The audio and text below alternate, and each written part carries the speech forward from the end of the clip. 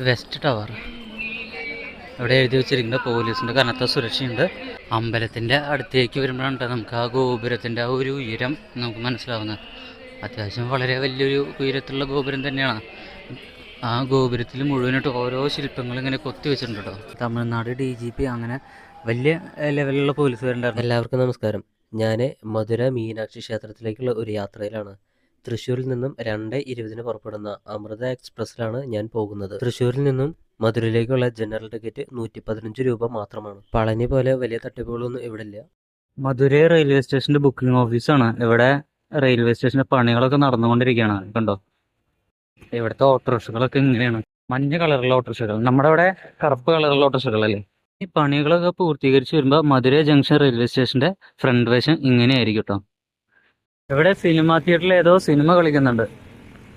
ഒക്കെ തമിഴിലായ കാരണം ഒന്നും മനസ്സിലാവുന്നില്ല. ഞാൻ ഫുഡ് കഴിഞ്ഞ് കയറിയിരിക്കണേ. അപ്പോൾ ഇവിടെ ഒരു സെറ്റപ്പ് കണ്ടു. ഇവിടെ പൈപ്പൊക്കെ വെച്ചിരിക്കുന്നുണ്ടോ. അപ്പോൾ വെള്ളം ആവശ്യമുള്ളവർക്ക് ജഗ്ഗിൽ വെള്ളമൊന്നുമില്ല. ഈ പൈപ്പ് തുറന്നു കഴിഞ്ഞിട്ടുണ്ടെങ്കിൽ ഗ്ലാസ്സിൽ വെള്ളമാക്കിയിട്ട് നമുക്ക് കുടിക്കാം. നമസ്കാരം, ഞാനിപ്പോൾ മധുരയിലാണ്. മധുരൈ തെരുവിൽ കൂടി ഇങ്ങനെ നടന്നുകൊണ്ടേയിരിക്കുകയാണ്. ഇനി ഇവിടെ നേരെ മീനാക്ഷി അമ്മൻ കോവിലേക്കൊന്ന് പോകണം. ഇവിടുത്തെ ഓരോ സ്ട്രീറ്റും കാണാൻ നല്ലൊരു ഭംഗിയാണ് കേട്ടോ. എന്താ നമ്മുടെ കേരളം വിട്ട് വന്ന കാരണം തോന്നുന്നു, ഒരു ഭംഗി തോന്നുന്നു. ഞാൻ മാപ്പിലൂടെ നോക്കിയപ്പോഴും വേറൊരു ചേട്ടനോട് ചോദിച്ചപ്പോഴും ഈ വഴി നേരെ പോയി കഴിഞ്ഞാൽ അമ്പലത്തിലേക്ക് എത്തുന്നതാണ് പറഞ്ഞത്, മധുരൈ മീനാക്ഷി ക്ഷേത്രത്തിലേക്ക്. ഞാൻ തൃശ്ശൂരിൽ നിന്നാണ് യാത്ര പുറപ്പെട്ടത്. അവിടുന്ന് 115 രൂപ ജനറൽ ടിക്കറ്റ് എടുത്തിട്ടാണ് വന്നത്. ഇവിടെ എത്തുമ്പോൾ ഏകദേശം ഒരു 10 മണിക്ക് ആയിട്ടുണ്ട്. ഇവിടെ റോഡ് സൈഡിൽ തന്നെ മീനാക്ഷി അമ്മൻ ടെമ്പിൾ എന്ന് പറഞ്ഞിട്ട് ഒരു ഏര വെച്ചിട്ടുള്ള ബോർഡുണ്ട്. ഈ വഴിക്കിന് പോവാം. ഇങ്ങനെ പോകുമ്പോൾ തന്നെ അമ്പലത്തിൻ്റെ ഒരു ഗോപുരത്തിൻ്റെ തോന്നുന്നു പണി നടക്കുന്നതായിട്ട് നമുക്ക് കാണാൻ സാധിക്കുന്നുണ്ട്. വ്യക്തമായിട്ട് കാണണമെന്നുണ്ടെങ്കിൽ അങ്ങോട്ട് തന്നെ എത്തണം. ഇവിടെ സ്ട്രീറ്റിലൊരു സൈക്കിൾ റിക്ഷ കിടക്കുന്നുണ്ടോ.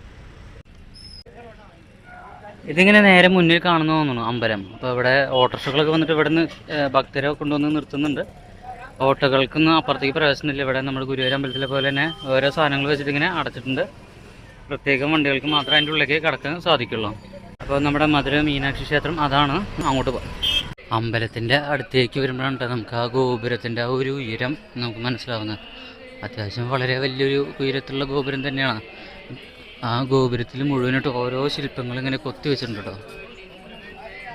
വെസ്റ്റ് ടവർ ഇവിടെ എഴുതി വെച്ചിരിക്കുന്നത് പോലീസിൻ്റെ കനത്ത സുരക്ഷയുണ്ട്. ഗുരുവായൂർ പോലെയൊക്കെ തന്നെ കുറേ കടകളൊക്കെ ഉണ്ട്. ഇവിടെ നടപ്പന്തൽ പോലെ ഒരെണ്ണം ഉണ്ടാക്കിയിട്ടുണ്ട്. ഇവിടെ പണി കംപ്ലീറ്റ് കഴിഞ്ഞിട്ടില്ലേ. പണി കംപ്ലീറ്റ് കഴിഞ്ഞിട്ടുണ്ടെങ്കിലാണ് ഇതിൻ്റെ ഭംഗി കാണാൻ പറ്റുള്ളൂ. ഇവിടെ മെയിൻ്റനൻസ് വർക്ക് നടന്നുകൊണ്ടിരിക്കുകയാണ്. ആ ഒരു വടികളൊക്കെ ഇങ്ങനെ കെട്ടി വെച്ചിരിക്കുന്നുണ്ട്. ഞാനവിടെ പോയി നോക്കുമ്പോൾ വെയിറ്റ് ദർശനം എന്ന് പറഞ്ഞിട്ട് ഇവിടെ ഇങ്ങോട്ടൊരു ഏരിയ കാണിക്കുന്നു. അപ്പോൾ ഈ വഴി കൂടെ പോവാം. ഞാൻ നോർത്ത് ഗോപുരനട അടുത്തേക്ക് പോവുകയാണ്. ഇവിടെ എങ്ങനെയാണെന്ന് വെച്ചാൽ എല്ലാ ഗോപുരനടയിൽ കൂടിയും പ്രവേശനം ഉണ്ടെന്ന് തോന്നുന്നു.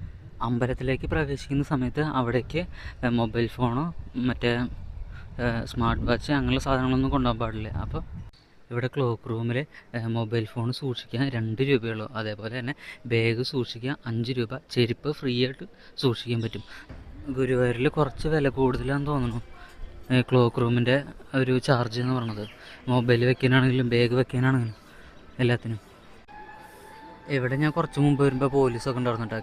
തമിഴ്നാട് DGP അങ്ങനെ വലിയ ലെവലിലുള്ള പോലീസുകാരുണ്ടായിരുന്നു. നാളെ ഇവിടെ അമിത്ഷാ വരുന്നുണ്ടെന്ന് തോന്നുന്നു. നമ്മുടെ ഗുരുവായൂർ പോലെ തന്നെ കുറേ കടകളുണ്ട് കേട്ടോ. പിന്നെ അമ്പലത്തിലെ ദർശനം കഴിഞ്ഞ് ഇറങ്ങി വരുമ്പോൾ എനിക്ക് അവിടുന്ന് അന്നദാനം കിട്ടി. തമിഴ്നാട് സ്റ്റൈലിലുള്ള ഒരു ഭക്ഷണമായിരുന്നു. പൊന്നിയരിയാണെന്ന് തോന്നുന്നു. പിന്നെ കുറച്ച് കറികളുണ്ടായിരുന്നു, രസം, മോര്. ഇതൊക്കെ തമിഴ്നാട് സ്റ്റൈലിൽ തന്നെ നല്ല രസമുണ്ട് കഴിക്കാൻ. ഇവിടെ രാമൻ്റെയും ഹനുമാൻ്റെയും ഒക്കെ ഫോട്ടോ വെച്ചിട്ടുണ്ടല്ലോ. ഞാനിങ്ങനെ നടന്നു വരുമ്പോൾ ഇവിടെ കണ്ടൊരു കാഴ്ചയാണ്. ഇവിടെ കുറേ പുരാവസ്തുക്കൾ പോലെ സാധനങ്ങളൊക്കെ ഇങ്ങനെ എന്താ പറയുക ഡിസ്പ്ലേ ചെയ്ത് വെച്ചിട്ടുണ്ട്. നല്ലൊരു ഭംഗിയുണ്ട്. കുറേ സാധനങ്ങളൊക്കെ ഉണ്ട്. തമിഴ്നാട് സ്റ്റൈലിലുള്ള കുറേ രൂപങ്ങൾ. ഇവിടെ വീണ്ടും കുറേ കൊത്തുപണികളോട് കൂടിയുള്ള കുറേ സാധനങ്ങൾ.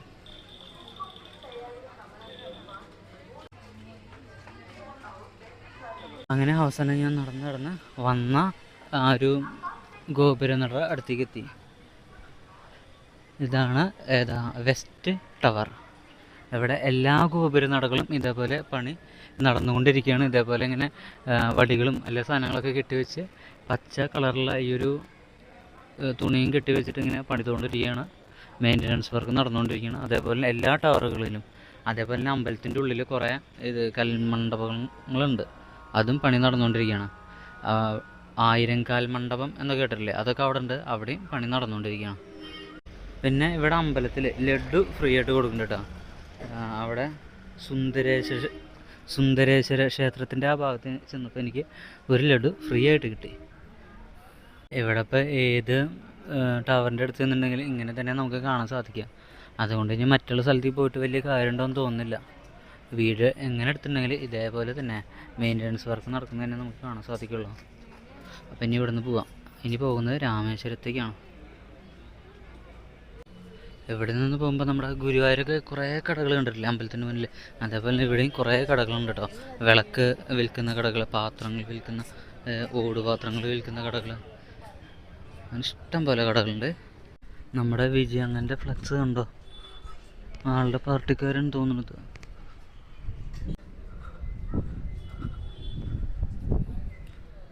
ഇവിടെ പെൺകുട്ടികളുടെ ഓർണമെൻറ്റ്സ് കുറേ വിൽക്കുന്നുണ്ട് കേട്ടോ.